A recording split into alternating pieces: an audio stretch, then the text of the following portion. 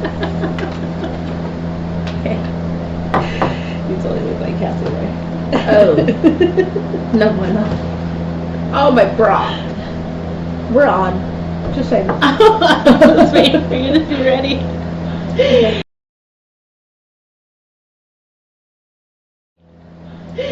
Hey everybody, welcome back to Small Girl Don't Be Nervous.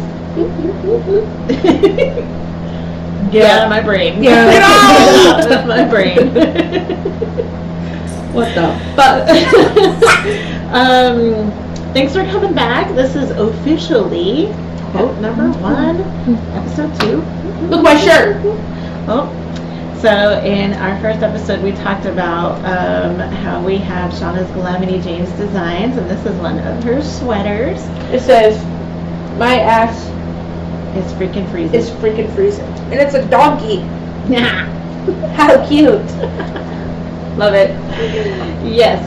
The one thing that we didn't do last episode is we did not introduce the other being that is going to be with us on this podcast YouTube channel. Her name is Snuggles. Oh, yeah. And periodically she will jump up here. She is my cat. That's my baby. She's a little prissy bitch. But she is a black cat, so every once in a while you may see her come around and be on the table. She likes to come say hi. She's super attached to Mom. So yeah, just to let you know, she may come across the screen at some point in time. As I said, welcome back to Smile Girl Don't Be Nervous. This is episode 2. I am Juana. I am the mom. Ooh, she's sniffing my toe. Oh, yeah, that's what she And I'm Esperanza, I'm the daughter. And this podcast is for open minds to think about different perspectives and present various sides of an issue. Trigger warnings and advisory, as we stated before. Smile Girl Don't Be Nervous is explicit in every way, so please be advised. This is my Snuggles. This my baby. In this particular episode, though, I can't see you. We will be talking about drugs, suicide, and toxic relationships. So please do self-care. If you need to, when you need to, talk to a trusted adult, reach out to somebody that you trust. If you need to disclose anything, please disclose if you need to for your safety. Find a trusted individual, parent, teacher, friend. Someone that can get you help if needed. An actual adult. And then, always reach out to us if you need to as well. Disclaimer, our thoughts or the views aren't the views of the author and in no way are affiliated with the books or the authors or the publishing companies. Our views are specifically ours and ours alone. We are not signed on with anybody. None of the authors know yet that we are doing any of this, so this is specifically our thoughts and our thoughts alone. Spoiler alert, this quote is from Marked, and we will be discussing some future situations that happened in the House of Night series, not just Marked with this particular one. Okay, so the quote that we are doing today is, "You are special. Accept that about yourself, and you will begin to understand there is true power in your uniqueness." She needs brushed. She does need brushed. I don't know what's going on with her. I mean, like, She's getting her winter coat. we're coming into the fall season, so there's that. Oh, yeah. Oh, she's gonna hang out right here. That's totally cool. I'm so glad I don't have notes or anything to figure out where we're going. Thank you so very much. Make yourself at home.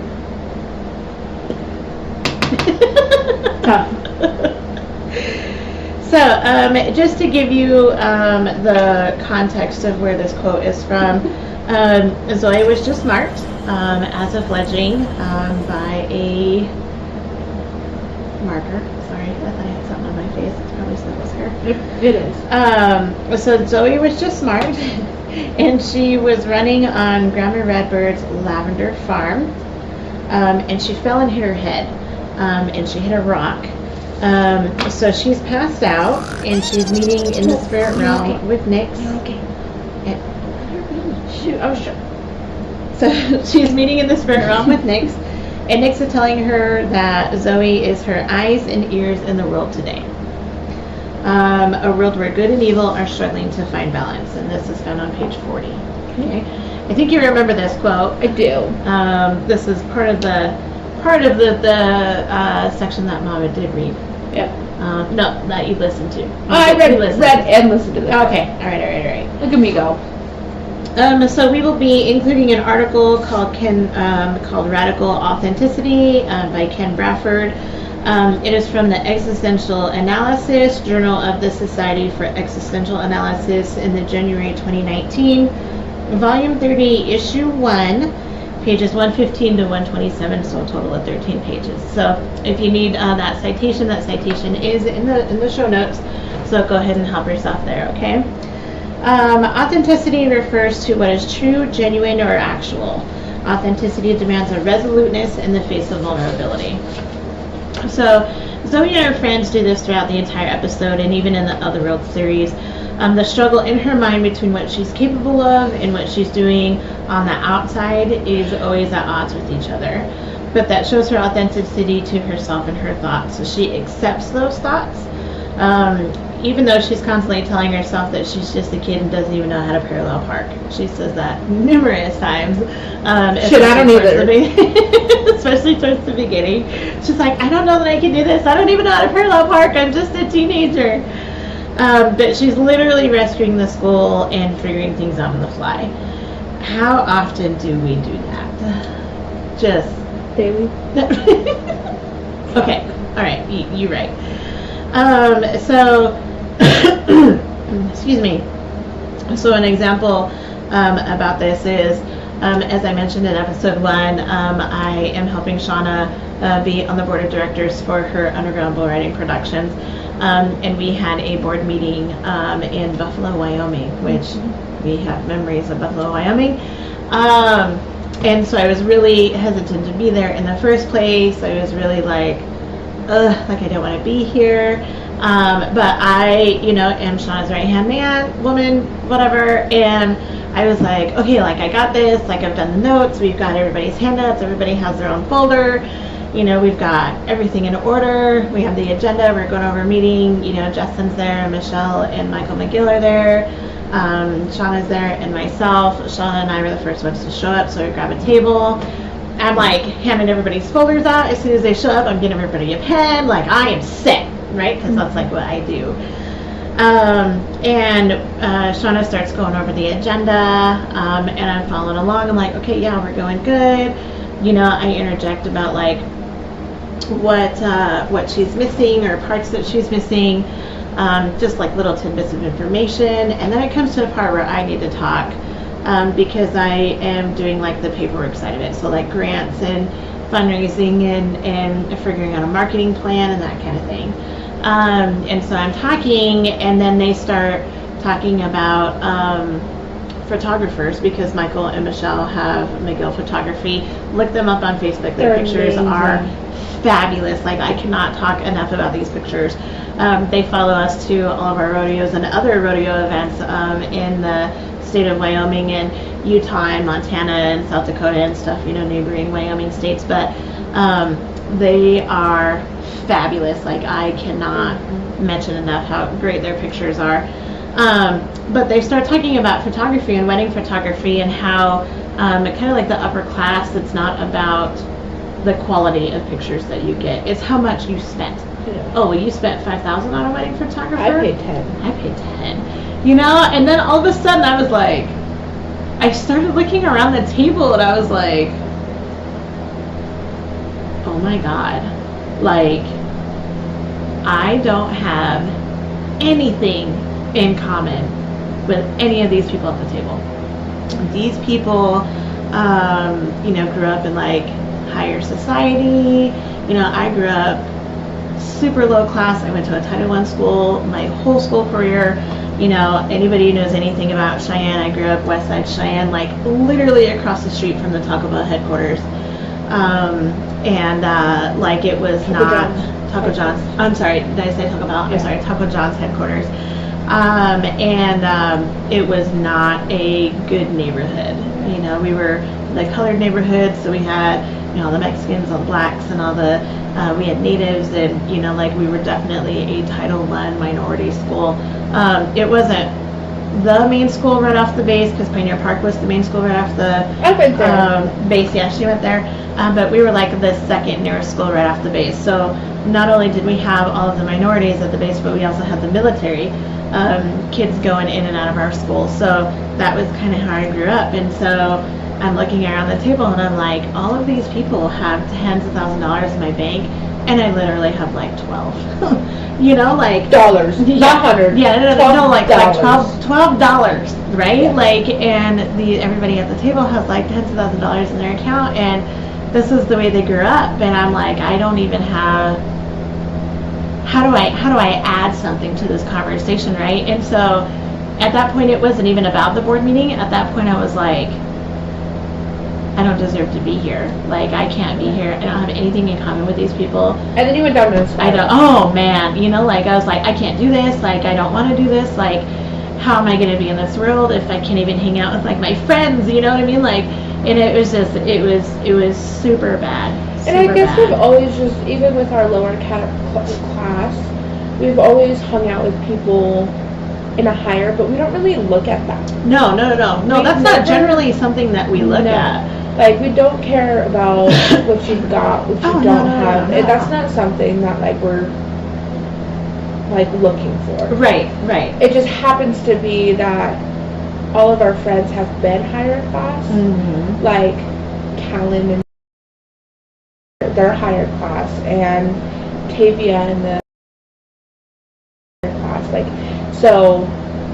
like, very big support in our lives, mm-hmm. Especially for me as like a parent. You know, I'm like, I need a friend, you know. I please tell me I'm not fucking this up. Like, and I mean, like, Jen did my hair for about 3 years,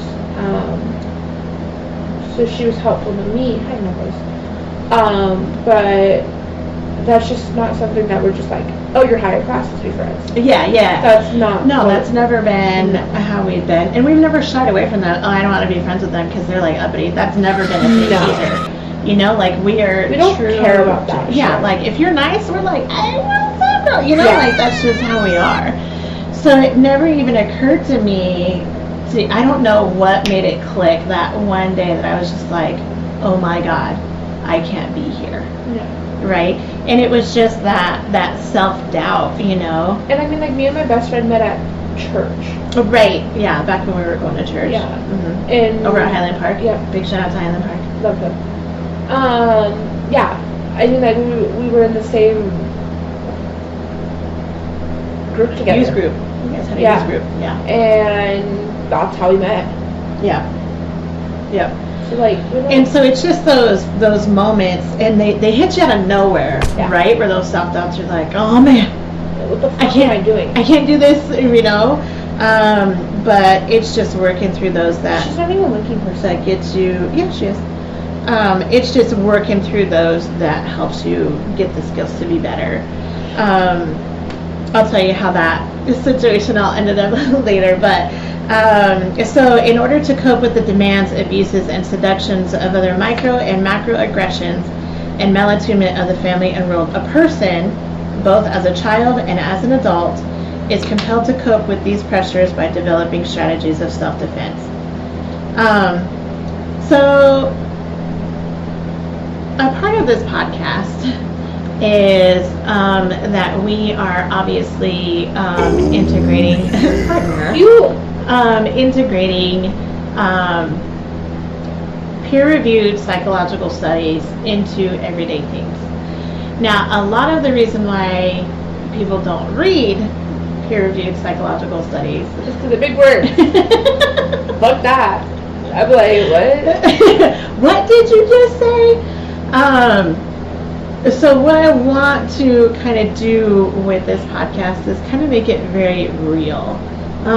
You know, very attainable for the average person to understand like what exactly is going on. So what this is basically saying is that an example of this is I went to a children's justice conference.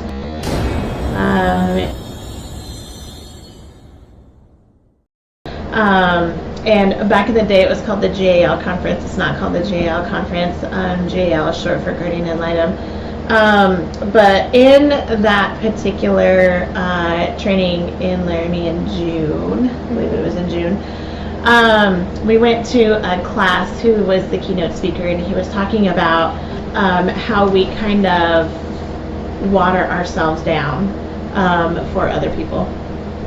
So we had this, he divided the room, like the back part of the room had to stay in their spot. In the front part of the room, which I was part of, we had to come up with an interesting fun fact about ourselves. Okay? And then we had to go around the room and tell all of these people that were in the back of the room this fun fact about ourselves. Now, those people had to give us a thumbs up or a thumbs down based on the fun fact that we came up with ourselves. So they were straight judging you. They were straight judging. Yep. And if we had a no, we had to go sit back down. Okay. So you had to go to every person that was in the back of the room and tell your fact. And if you got a thumbs up, then you moved to the next person, and you went around the room and this is what you did. Okay. So being the person that's telling the fact, I'm like, okay, first of all, I don't fucking know what's exciting about me, right? This is my life. What do I pick, right? So my fun fact was that I had been playing the violin for, I think it was 10 or 12 years, something like that, right? Because I played up until Anthony was 2, right?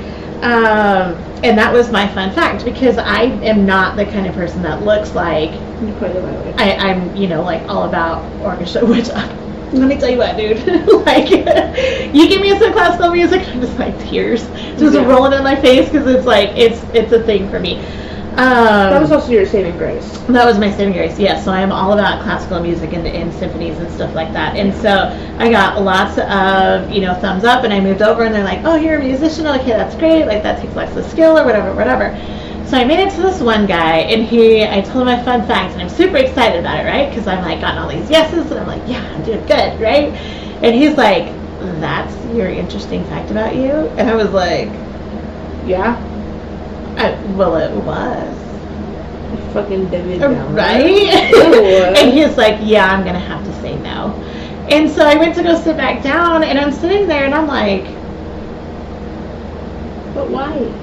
Okay, was that not a good enough fact, right? And so how often do we do that in life, right? How often are we super excited, okay, I have been in a depression, and I woke up and I got a shower. Yay! And I brushed my teeth. And I brushed my teeth. And those of us that suffer from depression know how big of an issue that is, right? And how big of a deal that is, right? Oh my God, I actually got out of bed to brush my teeth and wash my ass today, right? Big deal. Man. Oh, damn. So,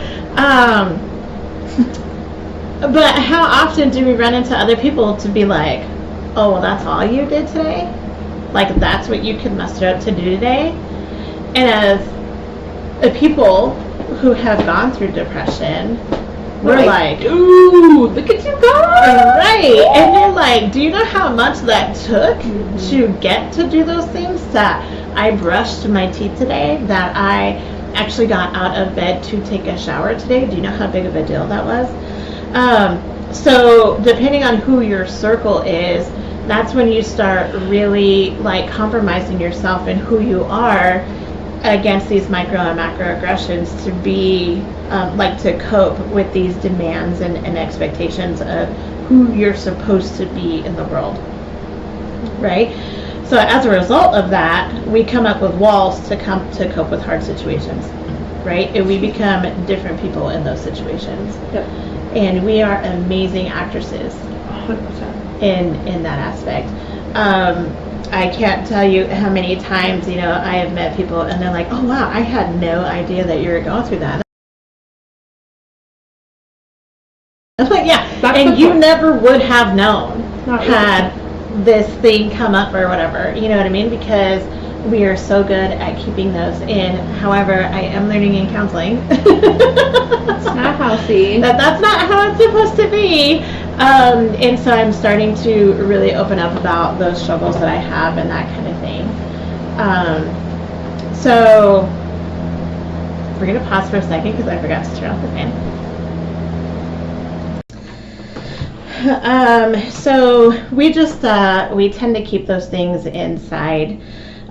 So Zoe shows this when she gets defensive with her mom About her step loser. about her step loser. Yes. So in the book, Zoe's dad has been gone for numerous years, and so it's just her and her mom and her brother and sister. And they grew up kind of poor, from what I understand. It doesn't really say, but her mom ends up meeting with a leader of the people of faith, and she's excited because they are now in this nice house, and she gets to be this church woman. She gets to be this church woman, and she has friends, and this is like her mom's idea of success, right? Like they've made it. But in doing that, her mom has to become somebody else, right? Not her mom. Right. So she says, like, you're not my mom, and not like, you're not my dad, like kind of thing, like argument, but like, it's like, you're not the person that you used to be. Right. And speaking from experience, that's kind of a thing. So, you just kind of form and make those walls, and you hide who you truly are behind those walls. Can you tell me about a time where you've acted differently?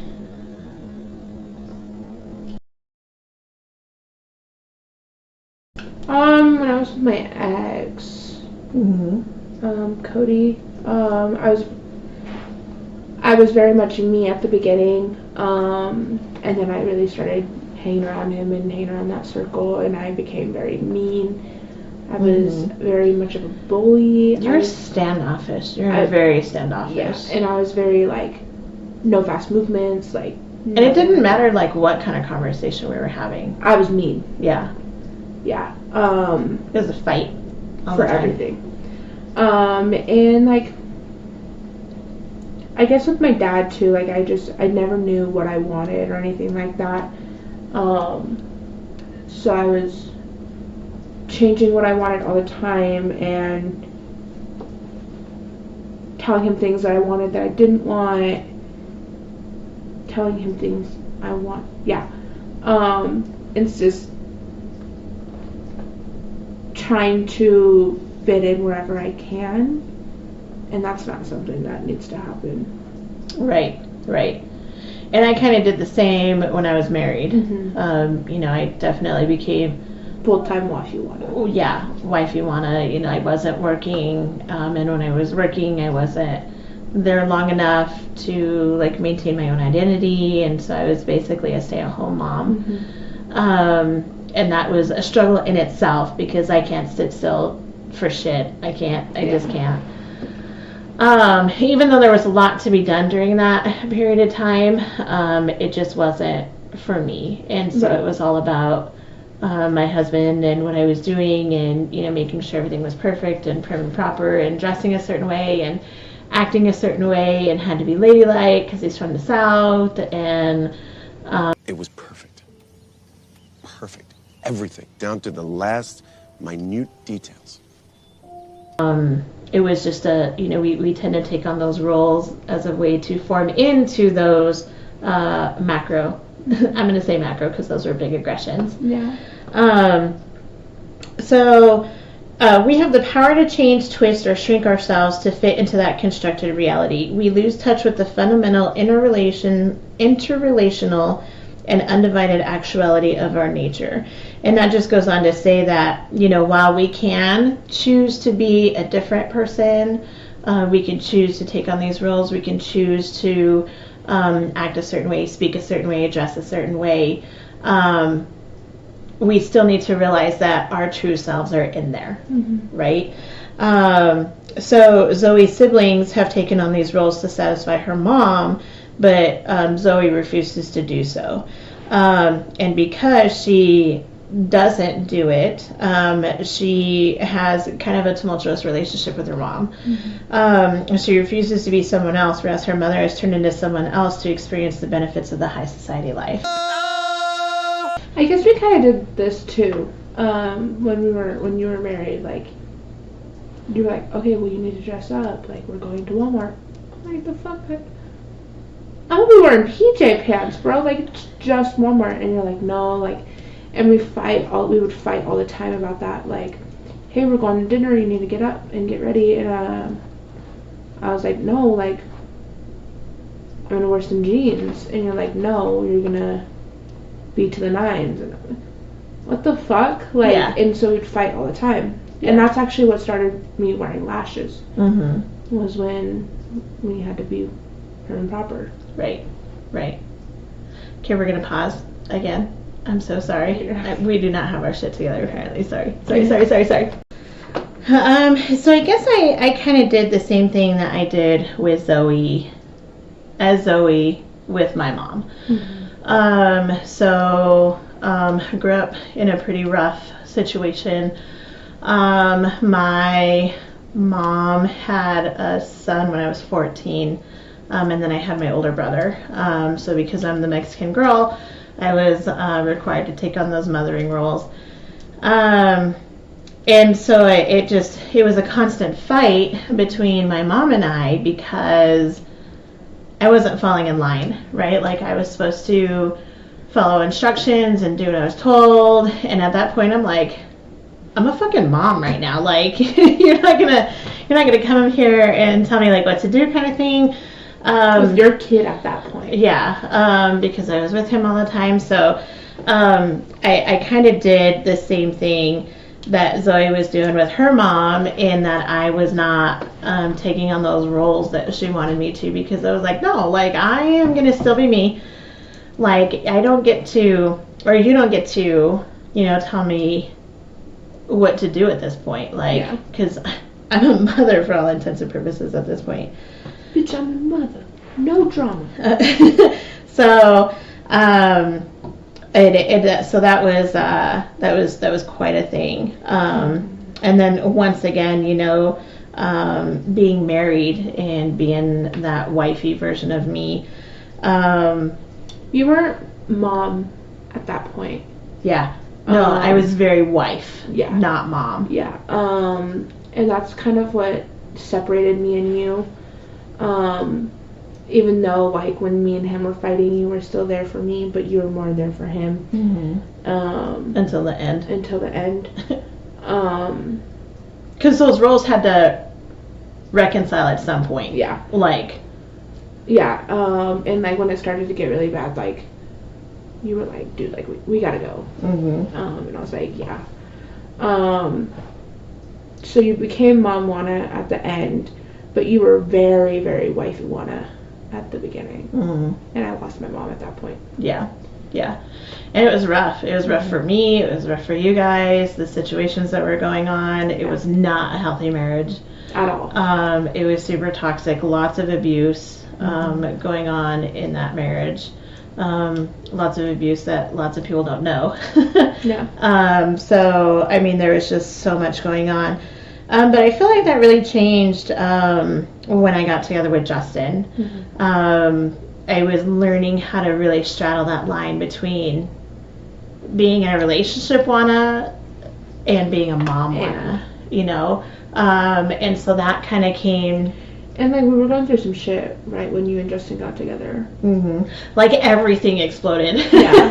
When Justin and I got together, like, there was like jail and surgeries and emergency surgeries. And Anthony ended up at WBI. And then COVID hit, and so there was money situations. Mm-hmm. And, I mean, it was just, like, literally one thing after another. Yeah. Right after Justin and I got together. And so we had to endure all of that. Plus trying to have a relationship through all of that. Mm-hmm. Plus still trying to, like, save my kids during all that. Like, it was a lot. And so that really helped me kind of stay out of that permanent wifey mode, mm-hmm. right? In order to maintain, because I wanted to be who I was.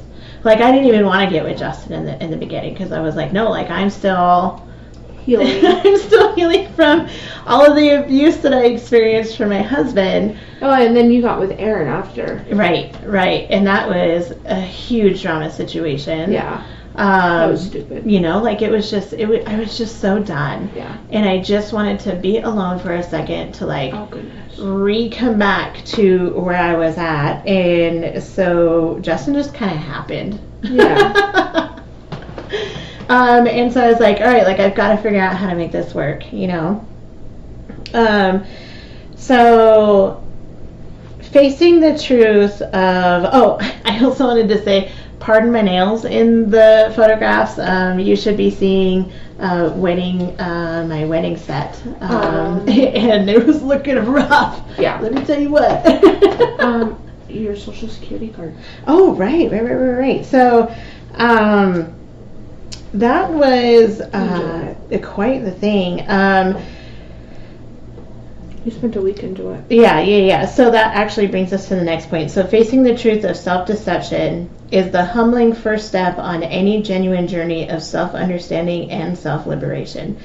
Disconnection from being as such seems to arise in conjunction with self-consciousness. The victory of individuality over conforming, or over conformity, really owning lying to yourself. I think this really hit just recently. I went to go spend 30 days in Gillette with Shauna, who's my best friend. Big shout out to Shauna. I love you, girl. And we were there was so much going on. Like, you had moved out of the house, and we were fighting pretty badly. Mm-hmm. I was trying to get this podcast going. Everything was going haywire with Anthony. We were trying to get him on meds, and he was going through suicide attempts, and we finally got Anthony stabilized because we actually got him into a psychiatrist, which there's only like 2 in the fucking entire state of Wyoming. Yeah. Which is straight garbage. Like, the mental health system is just, that's another topic though. That's another topic, another podcast. Then you'll really see how I feel about the mental health system here in Wyoming. But I mean, like, it was just so much, and everything finally stabled for a second, and I was like, I'm fucking gone. Yeah. Like, so I took 30 days in Gillette to just do me. And I left Justin, I left you, I left Anthony, I left my best friend whose apartment had flooded like right before I left. I was like, I am gone. I cannot do this anymore. And I went to go stay with Shauna and Gillette so that I could just focus on what I was doing and what I wanted to do. And right before I moved out, I was basically like couch surfing at that point. Yeah, like you were never home. I was never home. I didn't want to be home. Yeah, we were talking super minimal. Yeah. And that was hard. And I was just getting close. Right. Right. I was living out of my car basically, and then I didn't have a car. Mm-hmm. And then I was with my old best friend and moved into her house. That was super toxic. Yeah. So yeah, it was bad. It was a lot. And it was like the first time I had no kids. Yeah. So that was a lot in itself, considering I'd been a single mom for so long, that I'd always been around one kid or the other. Yeah. So to be by myself, I'm like, And I moved out without even telling you. Right, yeah, like, I was like, dude, like, what the fuck are you doing? Like, I came home and, like, half your shit's gone out of your room, and I'm like, oh, that's great, like, she's moving out, she didn't even tell me, like, yeah. And so it was just a lot, and I was just like, I can't do this, and so I left. I was like, fuck you all then, like, I'm out. I'm gonna figure my shit out, like, yeah. You guys can figure it out, but I am, as of right now, unofficially available, like, or officially unavailable. So dipped out to Gillette, and Shauna and I spent the next 30 days like really focusing on our health and getting our health under control and getting back on the meal plan from after weight loss surgery, getting her eating healthy foods, and then focusing on underground and really getting the 501c3 up and running and what we needed to do for that, and the future events for the rest of the year, and then me getting the podcast together and really telling people about it, which was scary in itself because I hadn't really told anybody like what I was working on. And this was like, a 2-year in-depth process in order to get all of this rolling. So in the middle of all that, I had to come home. I had to come home for Anthony's follow-up appointment with the psychiatrist. And while I was here, I checked the mail, and I had been divorced for 2 years. No, three. Because I got divorced like right before COVID. So like officially divorced right before COVID. Yeah, so you got divorced in February. And right, because it was Valentine's Day. Yeah, so you got divorced. You signed papers and everything was finalized on Valentine's Day. Yes, so it was finalized Valentine's Day, and then COVID hit in like March, right? And so all of the federal offices shut down, I was like, man, like, because you couldn't just walk into the Social Security office anymore. Like, you had to make an appointment, or you had to do, because they were only doing appointments in Cheyenne. Yeah, and then everything else here in our town was you had to mail everything in. Either mail it in or you had to do it online. Right. And so they wanted you to mail like your birth certificate and your driver's license. Yeah. And I was like, dude, like I don't know what the fuck is going on in the world right now. Like, I'm not going to send you both pieces of my identity, right? Like, I'm not going to do that. I'll just wait. We didn't know how long COVID was going to last. So I was like, it's fine. You know, like my driver's license is back to my maiden name. And so I was like, it's fine, it's whatever.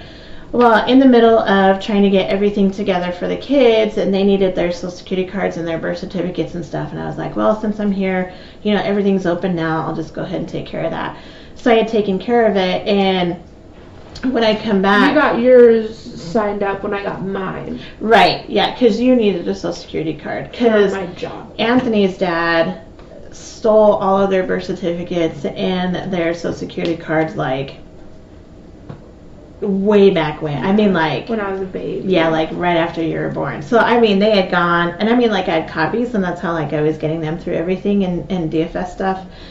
But, like, we had gone that long without having them. And so she really needed it because she needed it for her job. And so I was like, well, since I'm here, I might as well do it anyway. So I did it, and then my actual... Social Security card came in where I was no longer known by my married last name. And I was like, oh my God. And that was the last thing that she had of her. Yeah, that was the last thing. Like, everything was gone. I filed bankruptcy. They had taken my car. Like, I literally had nothing left from that marriage. And that hit hard. Like, as horrible as that marriage was, like, that was hard to be like, okay, like, it's officially over. And so I took the Social Security card with me to Gillette, and your old one. Yes, my old one with my married last name. Yeah. And you burned it. I was having a really bad day, and I was like, you know what? Like, I just need one fucking win today. Like, nothing was going right. Like, the technology that we were working with, our computers weren't working, that we couldn't get the printers to work, like, Shauna couldn't get her print stuff for her shirts and her cups to work, and we were just like, ugh, right? Like, just nothing was working, and I think the kids were blowing up my phone, and it was just like one thing after another. I was like, I just need one fucking win. So I went into town to go get something for my cat. I don't remember what it was.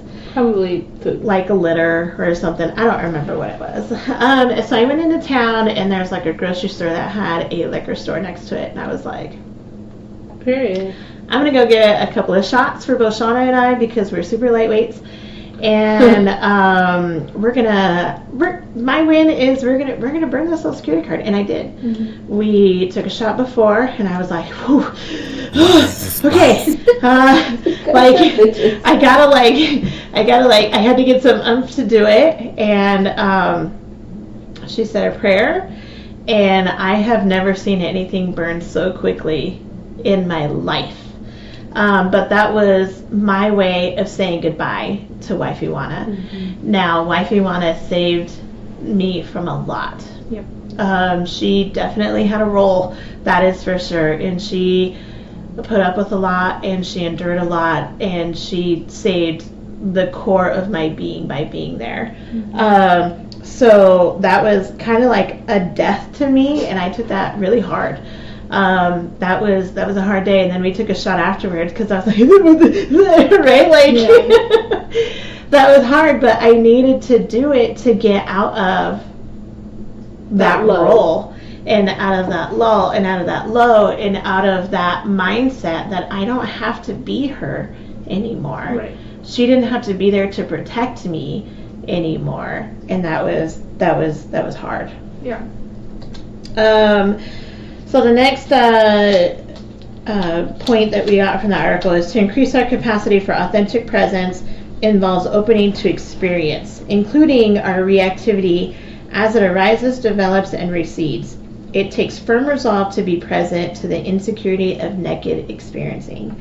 It takes courage to face the flimsy and frightened nature of the self we have taken to be solid and secure, to face yourself and others as we are rather than how we think and they are. How we think we and they are. It involves a degree of openness that is phobic to an ego bent on defending its ground. Okay, so that is just a lot of words to say that we really need to be really real when we are experiencing these situations. We need to stop fun, and stop acting like, we're this person when we're not.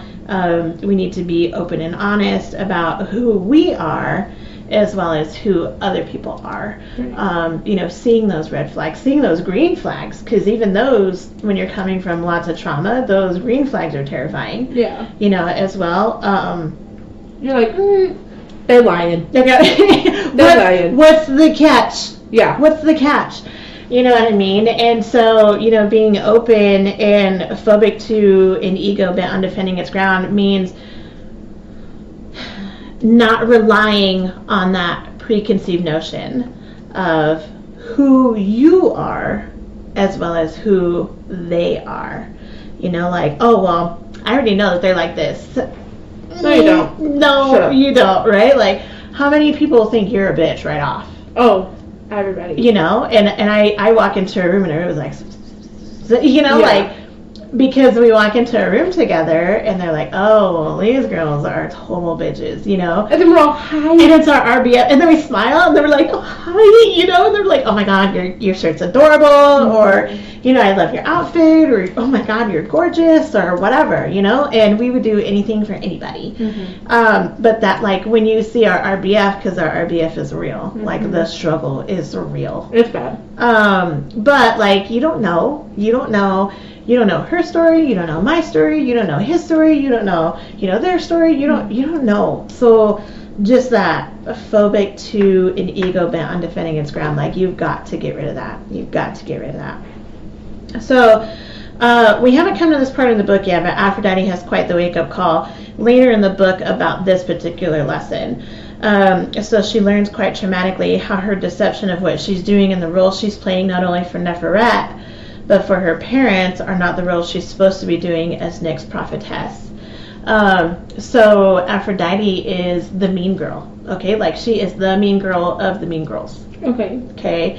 And so she's playing these roles, and she's manipulating these guys, and, she's giving Eric a blowjob in the hallway. I remember that. Trying to. And he doesn't want it. And he doesn't want it, and so they're going back and forth, and Zoe comes upon him, and she's the leader of the Dark Daughters, which is like a sorority in the House of Night, and they're all mean girls, and so they treat outsiders like garbage.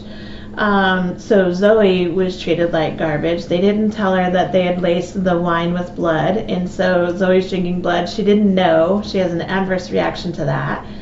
And then they're making fun of her for that. They use Stevie Ray as a refrigerator because she's less than, and she's only good to be used as a refrigerator. So, I mean, like, she's doing all of these things, right? Well, she ends up inevitably, spoiler alert, losing the leader of the Dark Daughters. No, Aphrodite does. Aphrodite does, yes. And so Zoe ends up taking on that role, and then they had a parent night where the parents come in at like 11 to midnight in order to, like, kind of like an open house, like parent-teacher conference for regular school. And her parents come in and they get into an argument, and mom actually slaps her across the face. Because of losing the dark daughters. Because of losing the dark daughters, and I can't even believe you're at the school anyway. Like, you gave up a good spot at this other prestigious school that you were supposed to be in, and now you have to be here. Can't you do anything right? And it was just like this huge like downward spiral for Aphrodite, because she was taught that she had to be all of these things instead of being who she is. And if she's not going to be who she is, then she's not going to be who she's supposed to be in Nyx's service. Right. Right? And so lying to myself by being different people in my relationships. Like, I went through all of my relationships, including Justin. Poor Justin, he's put up with so much. Because I end up being who I think I'm supposed to be, instead of actually who you are. instead of who I really am. Right. And molding myself to those roles. And then I'm like, well, I don't understand why it didn't work. Right. Well, duh. Because you're not being you. Right. And so then, the times where I do get to be me, they're like, oh. Who's this bitch? Who me? I don't know either. Weird. Yeah, funny. I'm not quite sure how that happened. You know what I mean? Wild. Yeah. So the search for authenticity, whether it is undertaken through a course of therapy or a dedicated meditation practice, is to open to the intelligence of our inner discontent, tensions, and ambivalences. And in so doing, to loosen the tightness with which we are trying to hold yourself as a divided self together. Whether occurring within a therapy relationship or on a meditation cushion, disentangling yourself from self-defensiveness is the psychological work of authenticity. So, I know that was a lot of words. But basically it's saying that when you go through therapy to get through your trauma or whatever thought processes that you have, and therapy can be counseling or meditation or talking to a friend or whatever your idea of therapy is. It doesn't have to be a counselor. Then that's when you start really piecing together who you really are and what exactly is going on. So that's basically what that's saying. But counseling is like dating. Right? So trust is... Which is why I'm still single. Right. I'm just kidding. So trust is needed, and lots of dates need to happen in order to find a safe place. So talk to me about a time where maybe you thought you needed therapy, or you were in therapy, or where you were working through this search for your authenticity. So when I had my final breakdown with Cody, is when, I don't think this was my final one. I think this was the one from Seattle. After we got back from Seattle? No, when in Seattle. Oh, okay. So me and him got into that huge fight. He's calling me every name in the book, and then that switch over the phone. Fucking wild. So I was processing all of that, and I was very mad, and I was hurt, and I was angry, and I was sad, and I just, all of the emotions. So just going through that one, You had literally shut down. I did. Bad. Like, you weren't talking to anybody. Nope. I stopped talking to everybody in that circle. Because everybody was in on that one.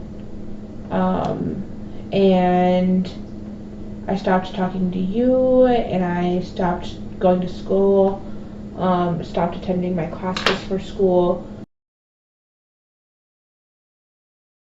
And at that point, it was in the middle of COVID. And we lived downtown Seattle, so everything was shut down. Yeah. So I literally did not leave my house for 31 days. And I think that. Well, we went to the store. Yeah. Like Walmart and Safeways were like our trips. Yeah. And I hung out at your work, but even after that fight with him, I didn't do that. No. I didn't get out of bed till 1 or 2 o'clock in the afternoon. and then I was back in bed by 8. Mm-hmm. So I just went into a huge shutdown at that point. That was hard as a mom to see as well, because I'm like, I don't know how to help, because one, I don't know what exactly is going on. Right. Two, like, we're in this godforsaken city So bad. that we hated, and everybody hated us. Mm-hmm. You know, nobody would talk to us, so we didn't have anybody that we could reach out to. I had one friend, and he hit me up through school. He found out that I was new, and then he wanted to hang out, and we ended up moving back before we even got to hang out because of COVID. Right. Yeah, and the election year, that was the election year. Yeah, that was election year with Joe Biden. Mm-hmm. So that was wild. Yep. And Dustin had already come back to Wyoming. Yep. And Anthony wasn't doing well either. Yeah. And so we were like, yeah, we just need to go home. Yeah. So, yeah, so undoing those roles and habits, like, how did you come out of that?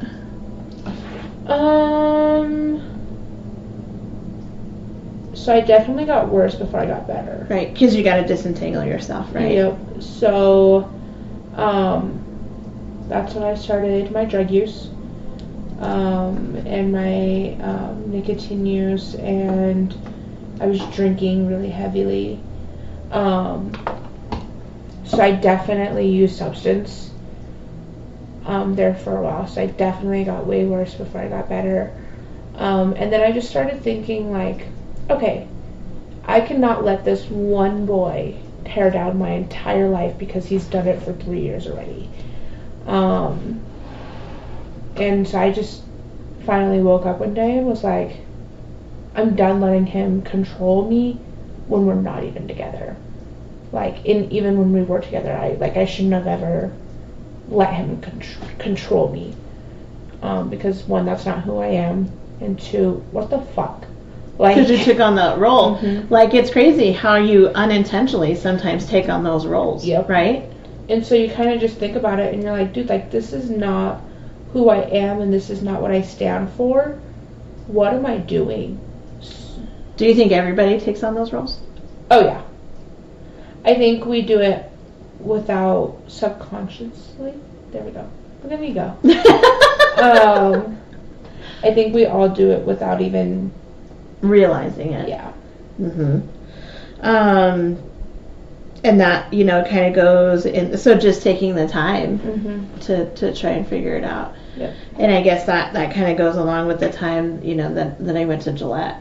Yep. Right? Like, there was so much going on. Like, I was dealing with Ruby, my car being repossessed, and I loved that car. Yeah, you know, like, that car had amazing. gotten us through everything. That car was our freedom. Yep. You know, while I was married and coming back, and, you know, just being able to do in order to get back.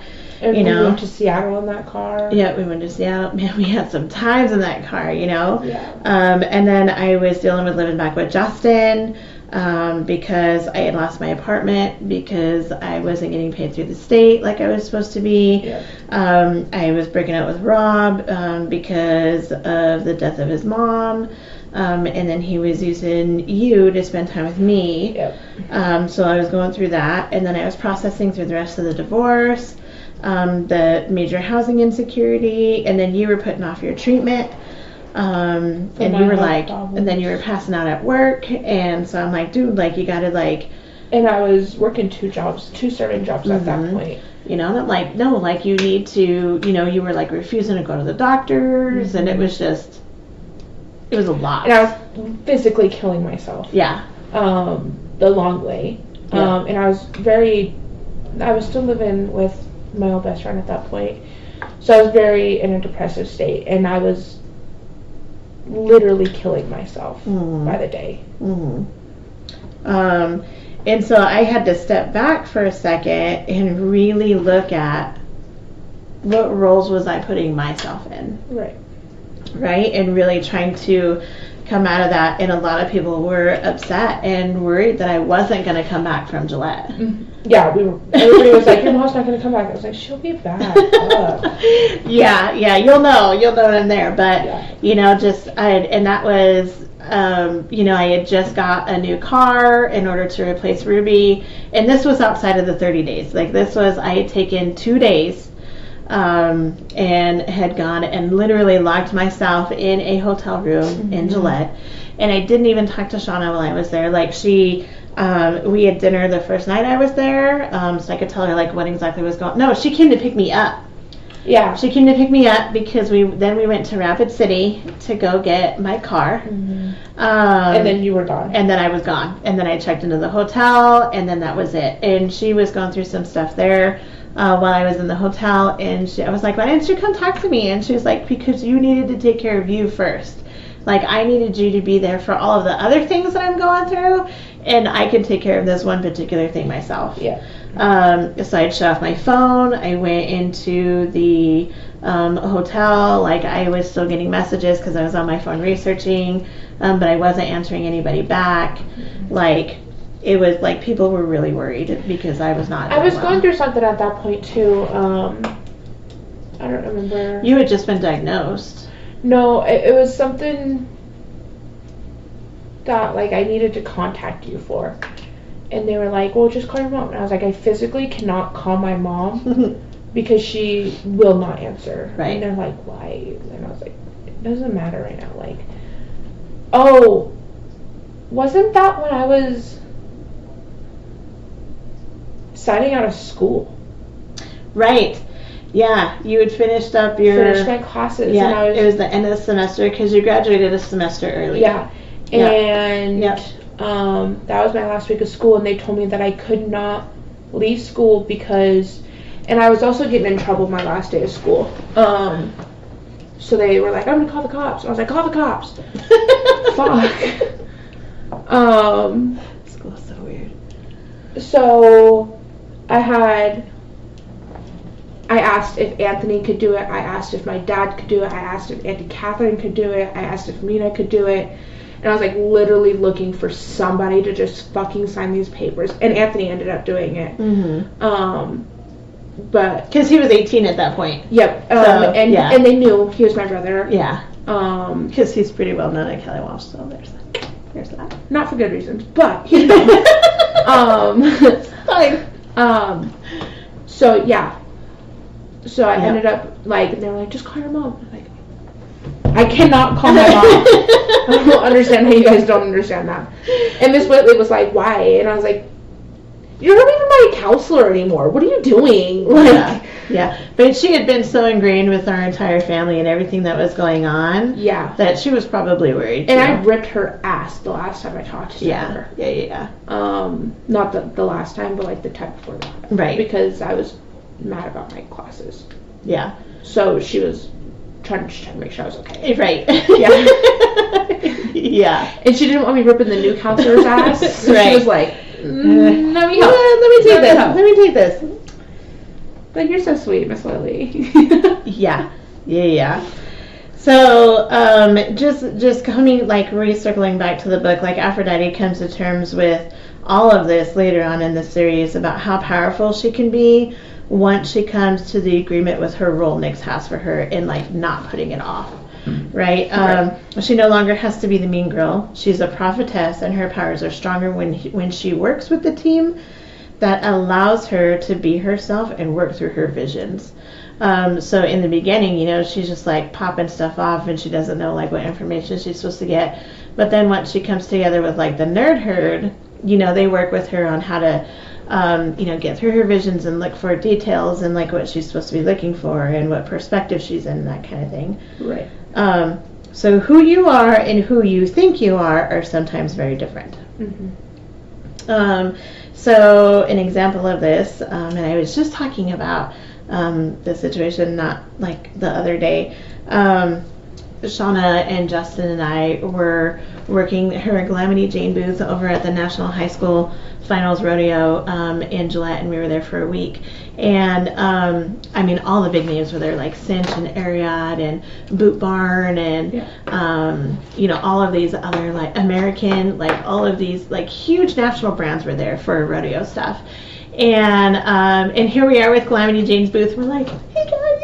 Yeah. Right? Like, super excited to be there. And I'm you were like, right next to oh my Boot Barn. gosh, like, no, Boot Barn was downstairs. Okay. We were next to, like, on one side we had like this laser therapy on one side, and the other side, she was doing like some Western jewelry, so she had a bunch of turquoise stuff, which she was super nice. I love her to death. Anyways, so I was like, oh man, like I, am just getting into this Western world. I really need to figure out some clothes and how to learn how to dress to once again be in these roles, right, to be in the Western world. And so we were super busy with the booth like the whole week, and like the last day, or no, not the last day, the next to last day we were there, Justin, we left at the booth, and I was like, okay, well, like, Shauna and I are going to go shopping, right? And so Justin's like, all right, yeah, well, here you go, here's my card. And I'm like, okay, cool, and so we go down to go shopping, and we're looking at all of these amazing booths that they have. Mm-hmm. And this is at, like, the Gillette Expo Center, it's right? huge. Like, it is massive, okay? Yeah. So not only do they have, like, the main floor, like, full of vendors, and, I mean, these vendors take up, like, we had a 15 by 15 foot spot. And the floor downstairs, there were some vendors that had like 3 or 4 of those spots. Okay, like, I mean, and we had a 15 foot by 15 foot. So you can imagine how big this floor is. Right. And we were upstairs. And so upstairs had like the whole top upper stairs, like behind, like they pulled the bleachers back. So we were on the upper floor. And then the whole bottom floor was just all open space. There was nothing down there. Right. So we go through all of these booths, and I'm like, oh man, this is cute, and oh my god, look at these prices, first and foremost, right? Because I'm a cheap bitch, right? We've already established that. And Justin's like, yeah, it's not going to be expensive, just buy whatever. I don't even know what that means. I can't do that. And so I'm going through and I'm looking, and I'm like, okay, well, I mean, the prices don't matter because I can't find anything that fits me anyway, right? Now, I, flirt between 14 and 16, depending on where I'm at in my weight loss journey. And so at this point in time, I had just come off of my thyroid meds. Like, I was really struggling with my weight anyway. So I'm, like a bigger 16 while I'm down there, looking for clothes. That's where I'm at. And I'm like, okay, like, I'm okay with it because my goal size is a 14. Like, that's where I wanted to be pre-surgery. Mm-hmm. That's generally where I stay anyway. And so I'm like, okay, cool. So I'm down there, and I can't find a single pair of jeans for, like, at all, like, to save my life. Mm-hmm. And so we're going through, like, it was a cinch display air distributor, and we had found these really cute, like, red pants, and they're like leggings. But they're like the shiny leggings, right? The smooth, like, really cool, like they're really nice leggings. Mm-hmm. And they like flared at the bottom, and so it looked like a dress, like a long, like summer dress. Sure. But they were pants, right? And I was like, oh man, these are adorable. And they're on clearance. They're $10. And I'm like, yes, please, right? I'll take 3 of these. And they had different colors, and they had small, medium, and a 3X. Like, those were the only sizes that they had of those leggings in any of the colors. Okay, and so there was like beige and like a royal blue, which I love the royal blue, red, and then they had like a light tan kind of taupe color. And I was like, man, and I'm looking through all of these, and I'm like, okay, well, like, all I have is a 3X, and I'm like, well, how big is a 3X, right? Because every vendor is different. And I hold it up, and Shauna was like, oh man, like, those look like they could fit you. What are those, an extra large? And I'm like, Shauna, these are a 3X. Yeah. And she's like, no. And I was like, yeah, these are a 3X.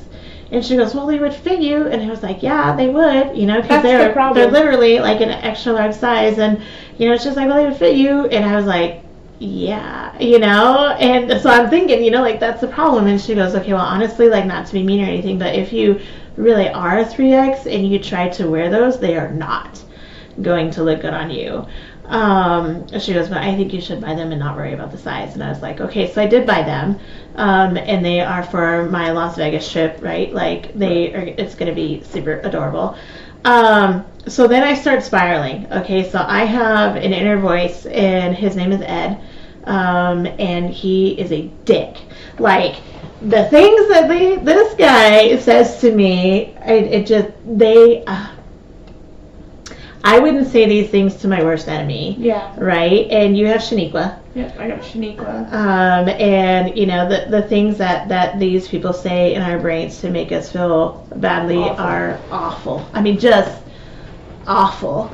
And so I start, down the rabbit hole, and we get done, we close for the day, and Sean and I are going to dinner, and I'm like, all right, well, as my punishment, since I am buying 3X clothes, I am not eating dinner tonight. And I had messaged you and said as much, and you're like, well, like, you can't do that. Yep. And so... And I panicked at work. And I was just like, because, like, I do have an eating disorder, and so food is punishment and reward. And so I was really struggling with that, and I'm in my car, and Shauna and I are going to go to dinner, and I'm like, I need you to do me a favor.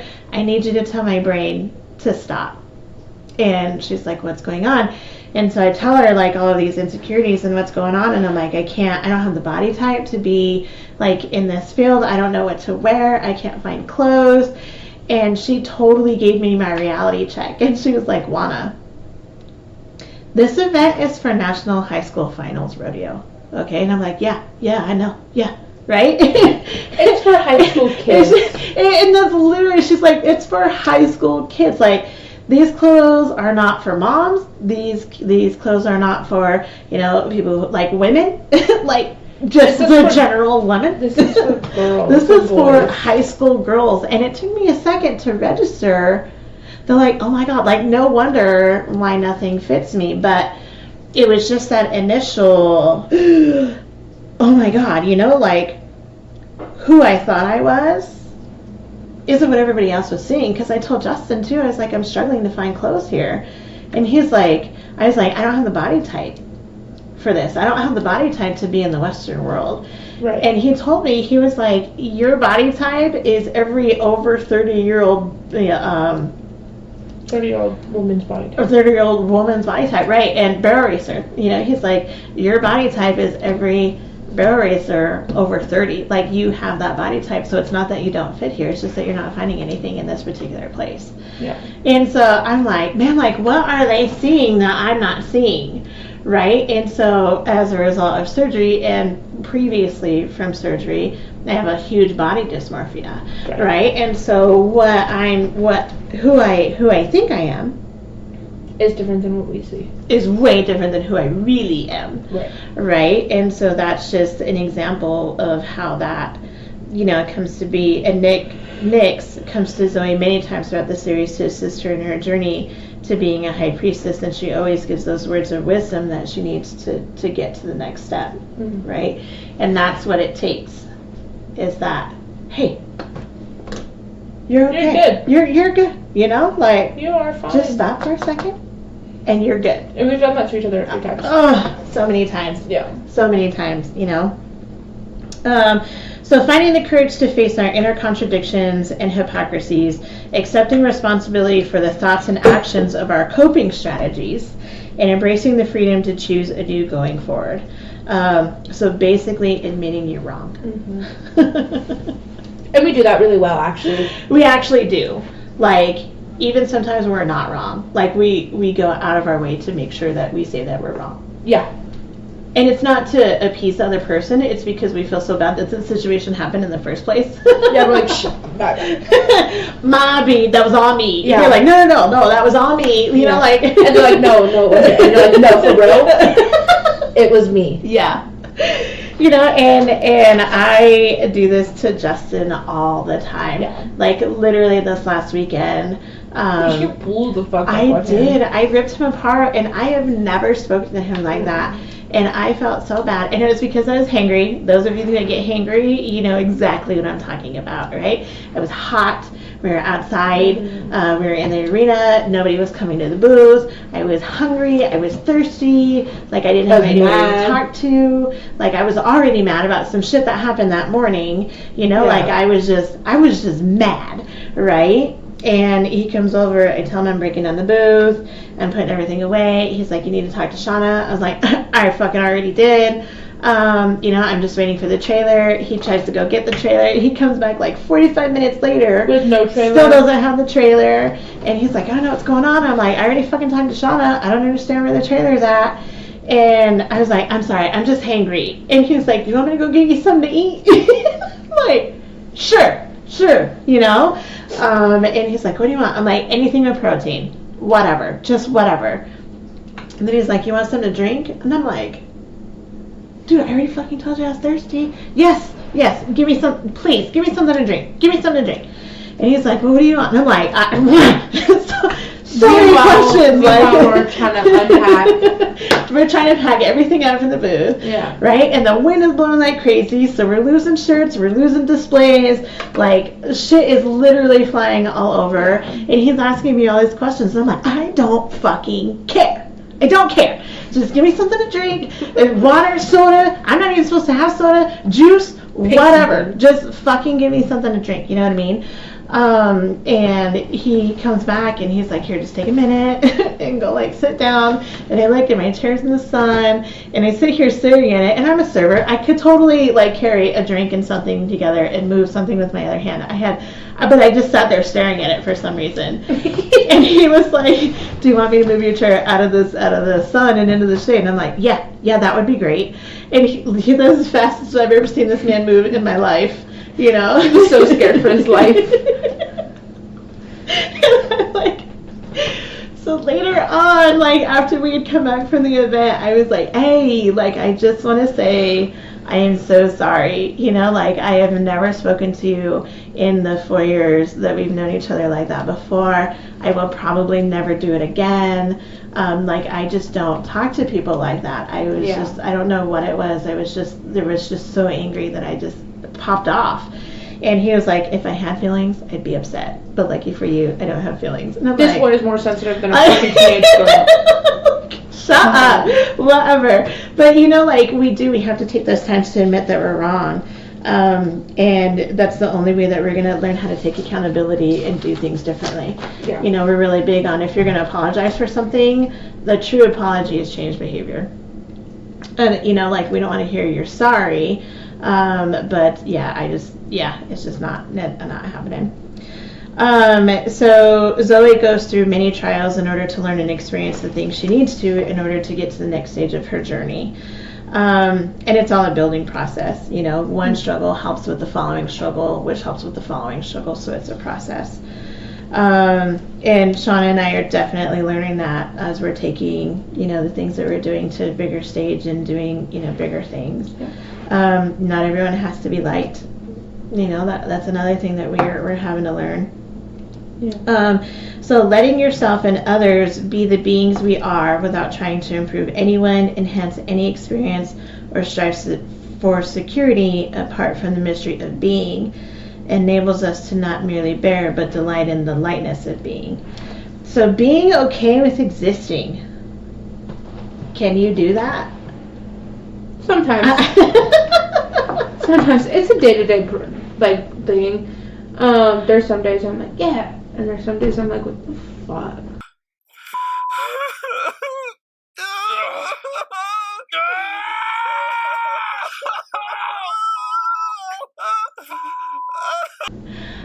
I struggle with that a lot because I'm like, I have to do, or I have to, Yeah. you know, be whatever, or I have to, you know, cook or clean or do laundry or, you know, work on something in order to earn my keep to be, which makes no sense, and that's totally why I'm in counseling.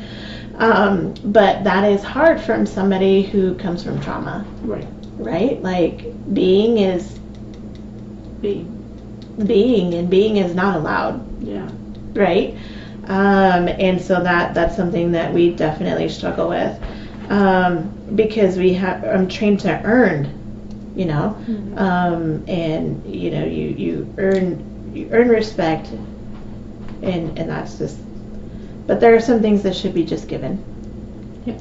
You know, that basic decency, you know, that basic respect. And I'm not saying that those things shouldn't be earned, because there are some situations where those things should definitely be earned. So that brings us to the difference between our generations, because like my generation, we have to earn being. Right. Right? And we just be. Right, and you guys just be. So like Gen X is technically 1965 to 1980, and their focus is on individualism, ambition, and addiction to work. Like those are the values. Right. I was born in 81, and so there's some discussion about like that's why I'm technically a millennial. But I'm an 80s baby, and so there's some overlap depending on which chart you choose as to what Gen X really covers. Right. I definitely fall in Gen X though. Yeah. With your values, you would definitely Gen X. Yeah. So you're Gen Y is the millennials, and they're from 81 to 96. They're not satisfied with the world, ambitious, spoiled, me generation. Mm-hmm. And you are Gen Z. Yep, I'm the centennials. Right, and they're from 97 to 12. Mastery of technologies, give more role to social causes, limited attention spans, independent consumers, and job creators. So we're fucking smart. You guys are smart. Like that one kid who found the addresses of the Supreme Court and the credit cards. And the credit cards. Yeah. Dude, I was zero like, fucks. What? I was so surprised, and I'm like, we give zero fucks. So on one hand, I'm like, whoa, that was like way over the line. And then on the other hand, I'm like, good job though. I'm just saying. We fucked that guy up though. Yeah, so you guys are smart, and that's because you guys grew up with this. Like we were here like when it was like forming, and so like we knew like we could dial up. You know, like I think of all of the like the Gen X stuff that's on TikTok. Like we are the fuck around and find out generation, right? And we will fucking throw hands. Yeah. You know, like we are not above that. And we give zero fucks. Right? Like, and we're going to tell you straight up, we're going to give you reality checks, we don't give two fucks about your feelings. Even though we feel so much. Yeah. You guys are like, fucking emotional. But, but people think that we don't. Yeah. Like, people think, but I cry all the time. All the time. All the time. Right? But, yeah, that's just, like, the difference, you know? So, you guys also struggle with social media and truly knowing and learning how to be unique and authentic. Right, but we also have increased drug and suicide. Right. Right. Because, and do you think that's because of social media? Trying to figure out who you are with all of these other things going on, like dress code, straight hair, nails, makeup, body type was influenced by the Kardashians, TikTokers, YouTubers, Instagram models. Like it's a big thing. You have to live up to the social standards, and if you don't, then you're nothing. Right. And it changes, right? Like before, like in my generation, we were all about, you know, super low-rise jeans with Britney and super skinny rail models, right. You know? And so there I am, size 14, and I'm like, oh, shit. Right? Like, well, what am I going to do, right? And it wasn't until, you know, the Ashley bigger people came in, you know, like Ashley Graham and, you know, Salma Hayek, the real bodies, you know, came in and was allowed the Kardashians, you know. Although they may be skinny, they're still not as skinny as you think. If you look up their size. Yeah, I think Kim's a 14. Kim's a 16. Is she a 16? I thought she was a 14. She's a 16. Okay. She's my size. Dang. All right. Yeah. Yeah. So, but it's more accepted now to be this size, whereas when I was growing up, it wasn't. You know, we had the Britneys and Christinas and, you know, Mandy Moore and Jessica Simpson, and that TikTok that I showed you the other day where they just like nailed Jessica Simpson to the wall, and Hillary Duff, you know, saying she had too much ass. Like, can you have too much ass these days, right? Like, so even when I was younger, I used to get made fun of all the time because I wasn't that skinny girl. Right. But as I grow up, players. Yeah, as I grow up and like form into my body, everybody's like, I wish I had your body type.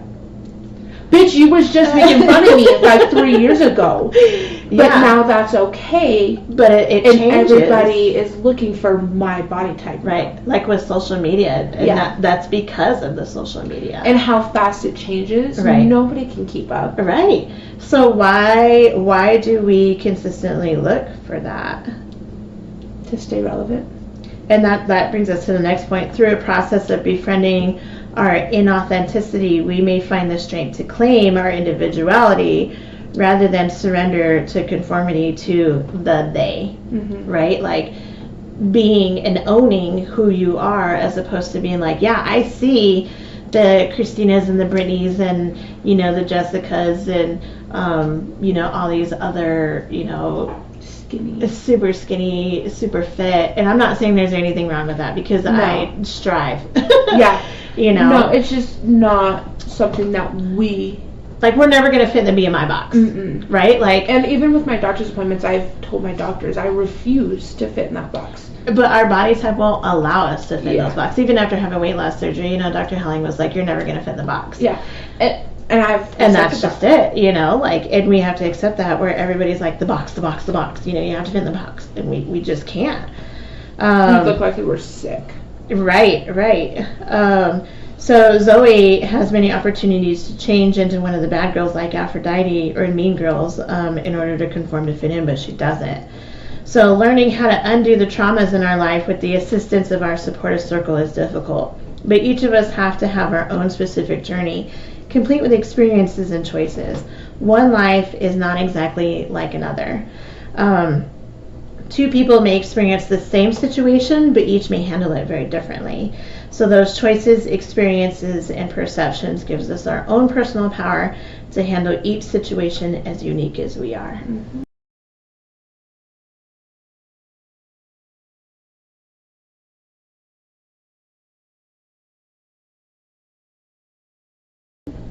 Yep, I fully agree with that. You made sounds. I fully agree with that. You made sounds. I'm always making sounds. Ooh. So that wraps up this episode. This is one of the longer ones. We had a lot to cover in this episode. Please rest assured that they are not going to be as long as they are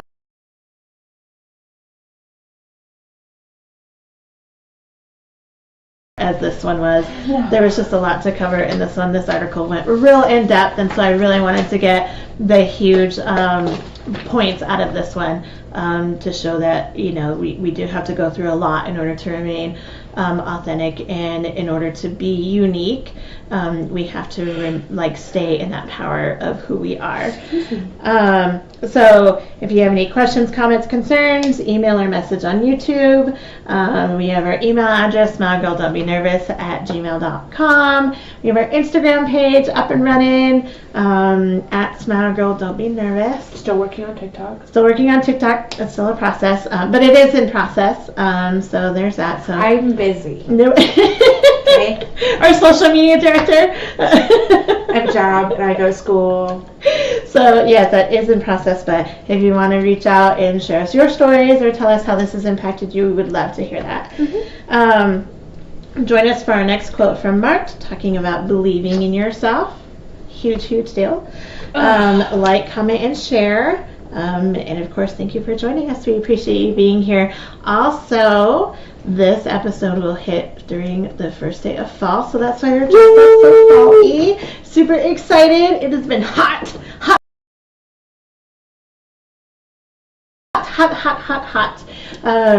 here in Casper, so I'm looking forward to the cool nights, hoodies and shorts. That is my kind of weather. And So- bonfires. And bonfires. Oh, the bonfires. Yes. Love it. Love Wyoming bonfires. Anyways, thanks for hanging out with us. We love you all, and we will see you next time.